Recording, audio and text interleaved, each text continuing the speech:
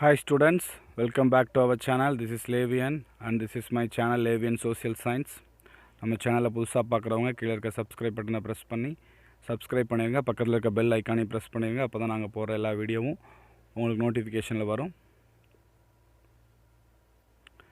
So this video about 9th standard social science civics lesson 1 and forms of government and democracy part 3 video. ஓகேவா, இது சிவிக்ஸில் இருக்கக்கூடிய first lesson forms of government and democracy.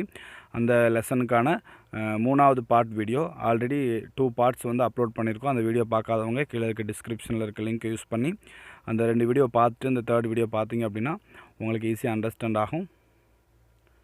So before we start the lesson, ஒரு interesting fact என்ன அப்படிங்கிறத பார்த்துட்டு லெசனுக்குள்ளே போகலாம். Every dog has a unique nose print just like our finger prints are unique identifiers. அதாவது நம்மளுடைய ஃபிங்கர் பிரிண்ட் இருக்கு இல்லையா, மனிதனுடைய அந்த கைரேகை வந்து எல்லாருக்குமே வந்து டிஃப்ரெண்ட்டாக யூனிக்காக இருக்கும். ஒருத்தருடைய கைரேகை மாதிரி இன்னொருத்தருடைய கைரேகை இருக்காது, அது எல்லாத்துக்கும் தெரிஞ்ச விஷயம். அதே மாதிரி தான் டாகோடைய நோஸ் பிரிண்ட். ஓகே, அந்த டாகோடைய மூக்கில் இருக்கக்கூடிய அந்த பிரிண்ட் இருக்கு இல்லையா, அந்த பிரிண்ட் வந்து is a unique print. Okay, நமக்கு எப்படி மனிதனுக்கு கை ரேகை வந்து ஒவ்வொருத்தருக்கும் ஒவ்வொரு மாதிரி இருக்கோ, அதே மாதிரி நாய்களுடைய அந்த மூக்கில் இருக்கக்கூடிய பிரிண்ட் வந்து இட் இஸ் யூனிக் பிரிண்ட் அப்படிங்கிறது. Okay, we go to the lesson forms of government and democracy. இது வந்து லெசனோட title.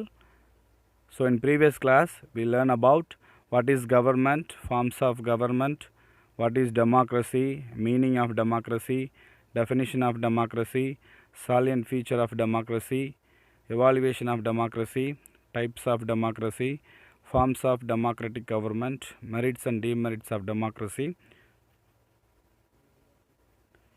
democracy in India. So இந்த விஷயத்தை எல்லாமே வந்து ப்ரீவியஸ் கிளாஸில் நம்ம டீட்டெயிலாக பார்த்துட்டோம். ஸோ நெக்ஸ்ட்டு இந்த வீடியோவில் நம்ம என்ன பார்க்க போகிறோம் அப்படின்னா, எலெக்ஷன்ஸ் இன் இந்தியா. இந்தியாவில் எலெக்ஷன்ஸ் எப்படி நடக்குது அப்படிங்கிற விஷயத்தையும், the first election in democratic India. நம்ம இந்தியா வந்து சுதந்திரம் வாங்கி மக்களாட்சியை வந்து நம்ம ஃபாலோ பண்ணும்போது ஃபஸ்ட்டு நடந்த எலெக்ஷன் பற்றியும், major challenges to Indian democracy. இந்த இந்தியாவில் மக்களாட்சியை நடைமுறைப்படுத்துறதில் இருக்கக்கூடிய சவால்கள் என்னென்ன, major challenges to Indian democracy அப்படிங்கிற இந்த 3 டாபிக் தான் இந்த வீடியோவில் நம்ம பார்க்க போகிறோம். So first topic is election in India.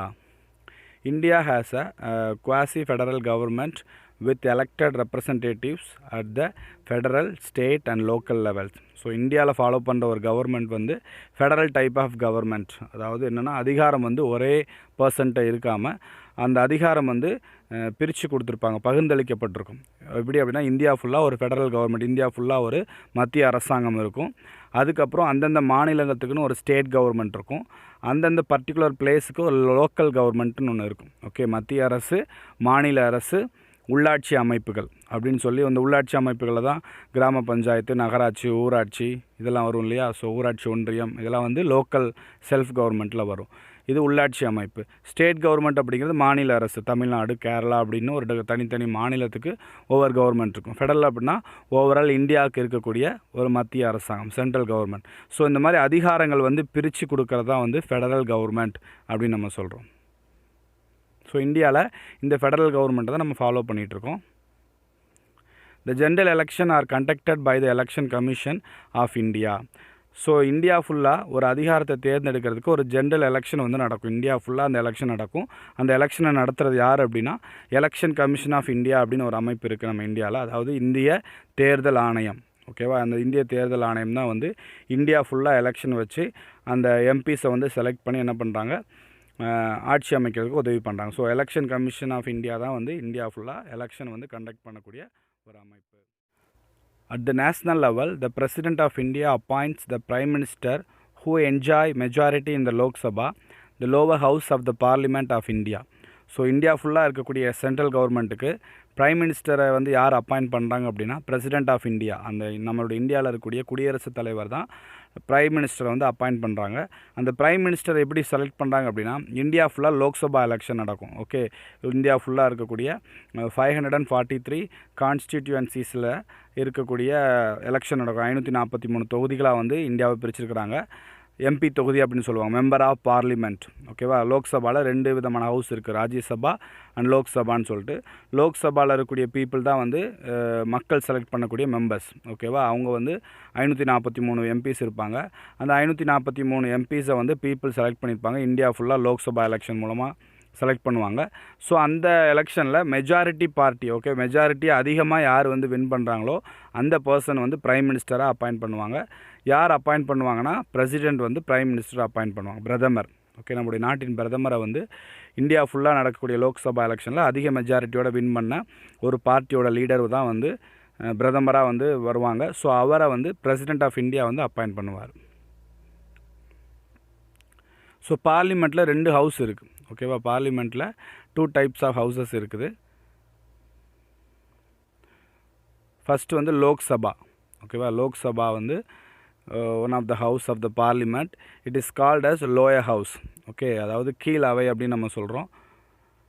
House of the people. So இதில் தான் வந்து மக்களுடைய பிரதிநிதிகள் இருக்கக்கூடிய ஒரு சபை. ஓகே, லோக்சபாவில் தான் வந்து இந்த 543 தொகுதிகளிலிருந்து வின் பண்ணி போன எம்பிஸ் எல்லாம் வந்து எங்கே இருப்பாங்க அப்படின்னா லோக்சபாவில் தான் பார்ட்டிசிபேட் பண்ணுவாங்க. அதனால தான் இதுக்கு பேர் ஹவுஸ் ஆஃப் த பீப்புள், மக்களுடைய ஒரு அவை, மக்கள் அவை.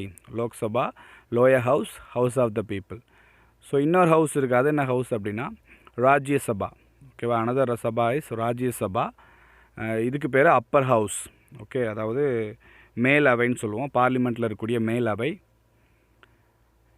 இதுக்கு இன்னொரு பேர் கவுன்சில் ஆஃப் ஸ்டேட், மாநிலங்கள் அவைன்னு சொல்லுவோம். ஏன்னா இங்கே இருக்கக்கூடிய பீப்புளை வந்து மக்கள் செலக்ட் பண்ண மாட்டாங்க.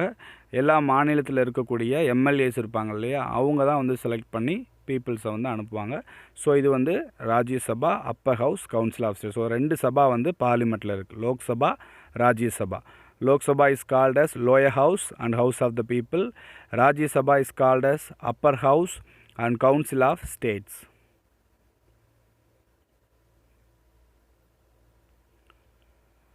All members of the Lok Sabha are directly elected through the general election, which take place once in every 5 years in normal circumstances. அதாவது இந்த லோக்சபாவில் இருக்கக்கூடிய மெம்பர்ஸை வந்து யார் செலக்ட் பண்ணுவாங்க அப்படின்னா directly elected by the people. So மக்கள் டைரெக்டாக ஓட் பண்ணி அவங்களுடைய பிரதிநிதியை வந்து எலெக்ட் பண்ணி அனுப்புகிறாங்க. அவங்க தான் வந்து லோக்சபாவில் மெம்பர்ஸாக ஆக முடியும். ஓகே, ஸோ இந்தியா ஃபுல்லாக அந்த எலெக்ஷன் நடக்கும். 5 இயர்ஸ்க்கு ஒருக்க வந்து இந்த எலெக்ஷன் நடக்கும். நார்மல்ஸ், அதாவது எந்த பிரச்சனையும் இல்லாத டைமில் 5 வருஷத்துக்கு ஒருக்க லோக்சபா எலெக்ஷனை வந்து நடத்துவாங்க இந்தியா ஃபுல்லாக இருக்கக்கூடிய அந்த 543 தொகுதிகளும் இருந்து 543 எம்பிஸ் வந்து என்ன பண்ணுவாங்க, லோக்சபாவில் மெம்பராக இருப்பாங்க.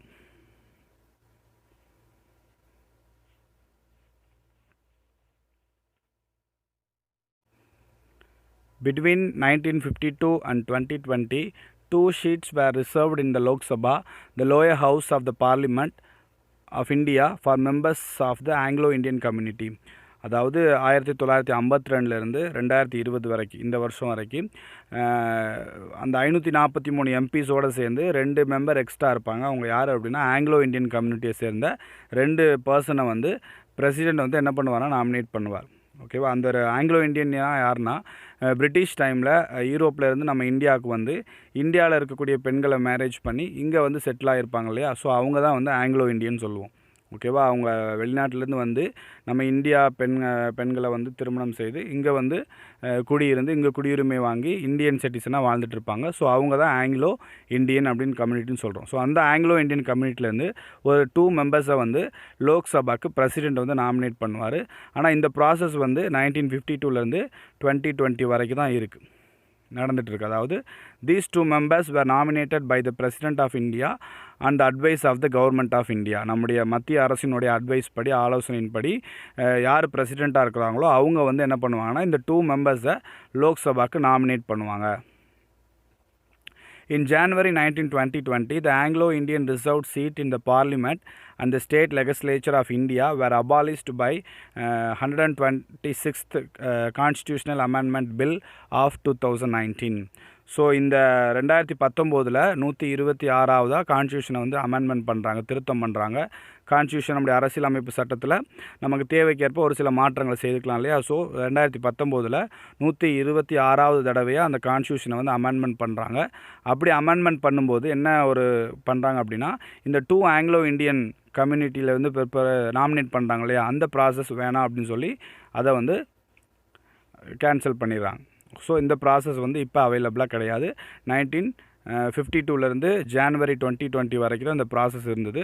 இப்போ கரண்ட்டாக வந்து இந்த 2 ஆங்கிலோ இந்தியனை பிரசிடெண்ட் வந்து நாமினேட் பண்ணுற ப்ராசஸ் வந்து கரண்ட்டில் அவைலபிளாக இல்லை. ஓகே, அது சென்ட்ரல் கவர்மெண்ட்லேயும் இல்லை, ஸ்டேட் கவர்மெண்ட்லேயும் அந்த ப்ராசஸ் வந்து இல்லை.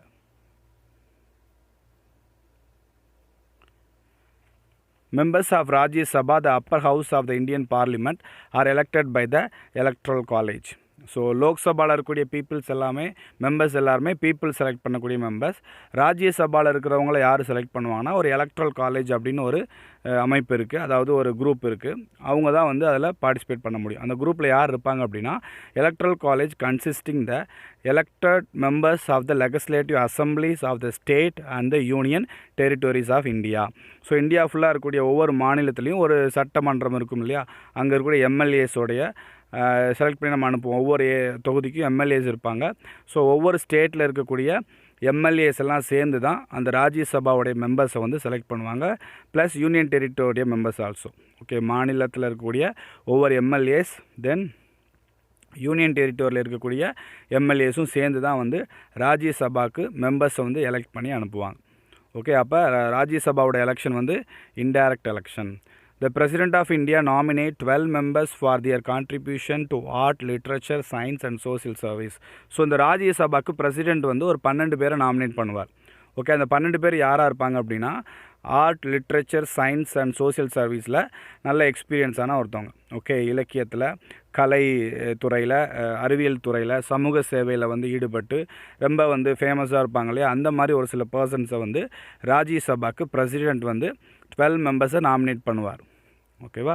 ஸோ இந்தியா ஃபுல்லாக இருக்கக்கூடிய ஒவ்வொரு மாநிலத்தில் இருக்கக்கூடிய எம்எல்ஏலாம் சேர்ந்து ராஜ்யசபாவுக்கு பீப்புளை எலெக்ட் பண்ணி அனுப்புகிறாங்க. அவங்க ராஜ்யசபாவோட மெம்பர்ஸ், அவங்களும் எம்பிஸ் தான், but ராஜ்யசபாவோட members.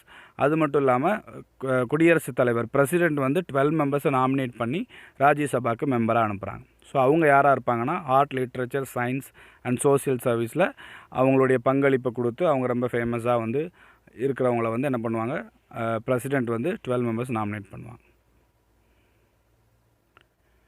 So next topic is the first election in democratic India. General election to the first Lok Sabha since independence were held in the India between 25th October 1951 and 21 February 1952. ஓகேவா. So நம்ம independence ஆனது வந்து 1947.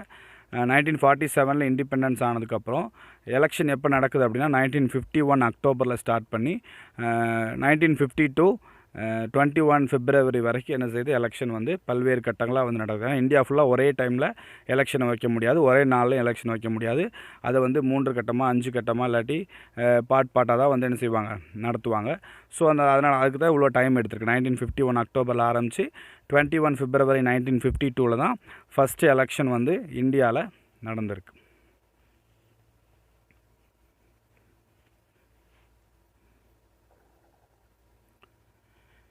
The Indian National Congress emerged victorious by winning 364 of the 489 seats. Jawaharlal Nehru became the first democratically elected Prime Minister of the country. So அந்த first நடந்த எலெக்ஷனில் மொத்தம் 489 seat, India ஃபுல்லாக வந்து 489 தொகுதிகளாக தான் இருந்திருக்கு.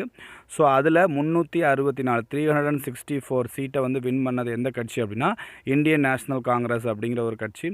அந்த காங்கிரஸ் கட்சியை சேர்ந்த ஜவஹர்லால் நேரு தான் வந்து ஃபஸ்ட்டு பிரைம் மினிஸ்டர் ஆஃப் இந்தியாவாக வராரு ஆஃப்டர் இண்டிபெண்டன்ஸ். ஓகே, இண்டிபெண்டன்ஸ்க்கு அப்புறம் எலெக்ஷனை நம்ம நடத்த ஆரம்பிக்கிறோம்.